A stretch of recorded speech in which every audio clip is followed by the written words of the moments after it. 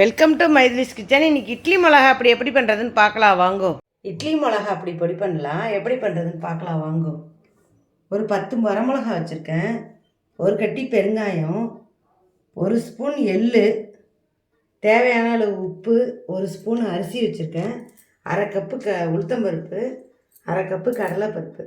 இப்போ வறுக்கலாம் வாங்க, எப்படி வறுக்கலான்னு பார்க்கலாம். அடுப்பு பற்ற வச்சு இலுப்பச்சட்டி வச்சுருக்கேன், காயட்டும். இலுப்பச்சட்டி காயட்டும். இப்போ நம்ம எப்படி வறுக்கிறதுன்னு பார்க்கலாம். எண்ணெய் ஊற்றிக்கிறேன், நல்லெண்ணெயில் தான் வறுப்போம். இப்போ பெருங்காயம் போடுறேன், நல்லா பொரியிட்டு பெருங்காயம் பொரியிட்டு. எள்ளு வறுத்த எள்ளு தான், அதனால் நம்ம கடைசியாக போட்டுக்கலாம். வறுக்காதுன்னா முதல்ல வெறும் இலுப்பச்சட்டியில் வறுத்துட்டு அதுக்கப்புறம் நம்ம எல்லாம் சாமானியும் வறுத்துக்கலாம். இது வறுத்துது. இப்போ உளுத்த பருப்பு போடுறேன், அதே கடலைப்பருப்பையும் போட்டேன் பாருங்கள். இது நல்லா வறுக்கட்டும். இப்போ நல்லா பொன்னிறமாக நல்லாவே வறுக்கட்டும், கூட நல்லாயிருக்கும். இன்னும் செவக்க வறுத்தாதான் மிளகாயும் அதிலே போட்டுடலாம் கடைசியாக. நம்ம இதை பொடி பண்ணி வச்சுட்டா தோசை இட்லி எல்லாத்துக்கும் நல்லாயிருக்கும். இட்லி வறுத்து மிளகாப்பொடி தடவி சாப்பிடலாம், நல்லாயிருக்கும். தோசைக்கும் தடவிக்கலாம்.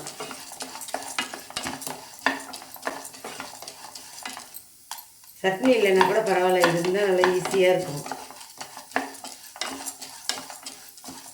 நல்லா முக்கால்வாசி வறுத்தோடனே நம்ம அரிசியை போட்டுக்கலாம். அந்த மிளகாயை போட்டுறேன், மனுஷாளுக்கு தக்கன நான் போட்டுருக்கேன்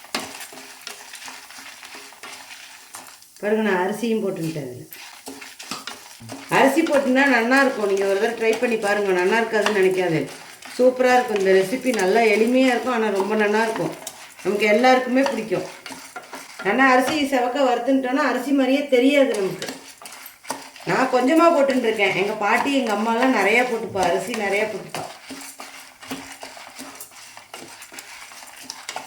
பாருங்க, எள்ளையும் போட்டுட்டேன். வறுத்த எள்ளுங்கிறதுனால தான் நான் கடைசியாக போட்டுட்டேன்.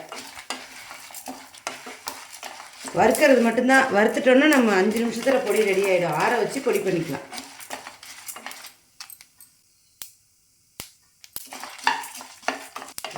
கொஞ்சம் வறுக்கணும். இப்போ பாருங்க,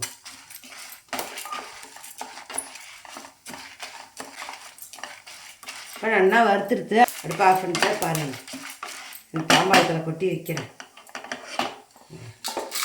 ஆறட்டும்.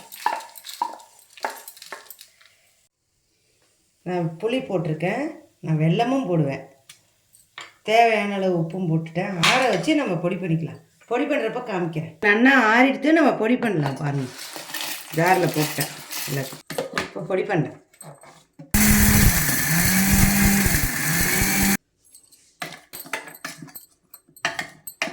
பாருங்க, நான் பட்டு மாரி பொடி பண்ணியிருக்கேன். உங்களுக்கு கொரக்கொரன்னு வேணும்னா நீங்கள் கொரக்கொரன்னு பொடி பண்ணிக்கலாம். பாருங்க, இட்லி மிளகா ரெடி. இட்லி மிளகா அப்படி ரெடி. இது பாருங்கள், அப்படி ஜோராக ரெடி ஆகிடுது. இப்படி கம்ம கம்மன்னு இருக்குது வாசனையாக.